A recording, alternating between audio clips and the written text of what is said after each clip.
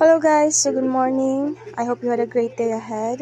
So I just want to share to you what I've learned on how to block unwanted devices on your Converge Wi-Fi. So the first thing we do is gonna search our Wi-Fi IP address. Ayan, so diretso na yung sa akin kasi na-login ko na. Tapos, punta kayo dito sa security. Ayan, security. And then, tap the MAC filter. Yan. So, as you can see, may 6 na akong na-block na unwanted devices. So, tuturuan ko kayo kung paano mag-block. So, the first thing you do is, dito sa MAC filter mode, there's a option there. So, you're just gonna click it.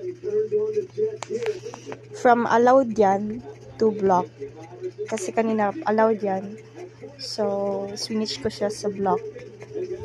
Yan. Tapos, dito sa may enable, kanina wala yung check. So, you're just gonna click it. Then, tap the check. Ayan. Tap the check. Tapos, sa MAC address naman is, you're gonna go to the status. Ayan, sa overview. Ayan. So, sa amin is, ito yung mga MAC addresses, 9 of them. So,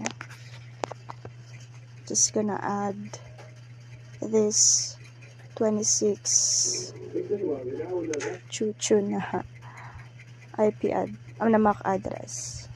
Ayan, so copy nyo lang yan. Dito lang sa 26. You're not gonna add the underscore. Diretso na po sa 26. Yan, so copy. Then balik po kayo sa security. Then go to MAC filter. Tapos, add nyo sa MAC address. Ayan. Tapos, save.